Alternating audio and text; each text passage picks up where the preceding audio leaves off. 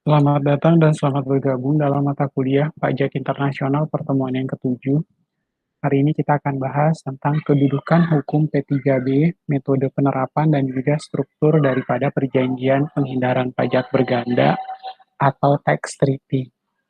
Ya, yang akan kita bahas pertama mengenai kedudukan hukum dari P3B di hadapan Undang-Undang Pajak Penghasilan. Kemudian yang kedua, status P3B di Indonesia. Yang ketiga adalah metode penerapan P3B. Yang keempat adalah surat keterangan domisili. Dan yang kelima adalah struktur perjanjian penghindaran pajak berganda.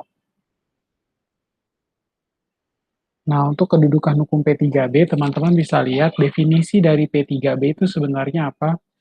P3B atau biasa disebut dengan tax treaty merupakan perjanjian antara negara-negara yang berdaulat sesuai dengan hukum internasional.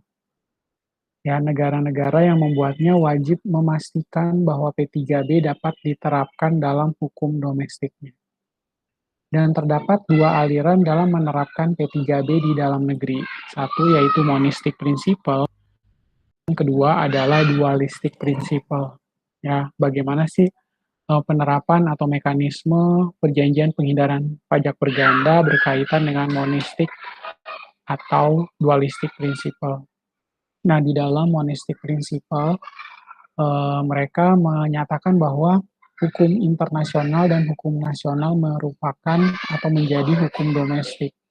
Dan hukum nasional pun tunduk kepada hukum internasional atau Doctrine of Incorporation.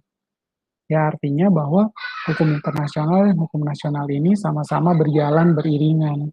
Karena keduanya menjadi dasar sebagai hukum domestik dan hukum nasional pun tunduk kepada hukum internasional. Lalu treaty yang telah disepakati itu dapat segera diberlakukan. Ya, misalnya sudah dibuat, kemudian sudah disepakati antara kedua negara. Biasanya tax treaty itu hanya untuk dua negara, bilateral. Jarang dilakukan untuk multilateral atau beberapa negara. Nantinya setelah sudah disepakati dan ditandatangani atau diratifikasi, baru akan langsung diberlakukan. Ya, sifat dari monistic principle yang kedua, sifatnya treaty tersebut bisa langsung diberlakukan. Kemudian yang ketiga, treaty secara otomatis menjadi bagian hukum domestik. Ya, nanti dia merupakan bagian dari hukum domestik dan tidak perlu diundang-undangkan. Dan negara-negara yang menerapkan monistic principle ada Perancis, Jepang, Luxembourg, Belanda, Portugal, Spanyol, dan Switzerland. Dan beberapa negara yang mensyaratkan prosedur formal di tingkat eksekutif atau di tingkat MPR-nya ya, Majelis Permusyawaratan Rakyatnya, yaitu ada Indonesia, Austria, Belgia, Jerman, dan United States. Seperti itu. Nah, itu adalah pembahasan berkaitan dengan monistic principle. Lalu bagaimana dengan dualistic principle? Di dalam dualistic principle, hukum internasional justru terpisah dari hukum nasional. Mereka tidak berjalan beriringan, tapi jalan sendiri-sendiri. Ya, hukum internasional bukan berdasarkan atau berpedoman kepada hukum nasional, karena mereka berjalan secara sendiri. Nah, agar dapat diberlakukan, treaty harus dijadikan hukum domestik terlebih dahulu melalui proses legislasi atau doctrine of transformation. Ya, harus dijadikan dulu, kita harus kerja lagi, membuat gagasan ide baru lagi berkaitan dengan treaty yang hukum internasional tadi, baru siap dijadikan hukum domestik. Ya, jadi agak repot kalau yang menggunakan dualistic principle.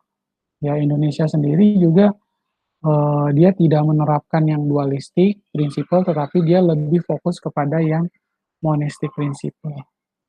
Nah, beberapa negara yang sudah menerapkan dualistic principle ada Australia, Kanada, Denmark, India, Israel, New Zealand, Norwegia, Swedia, dan United Kingdom atau Inggris. Ya. Demikian penjelasan dari saya.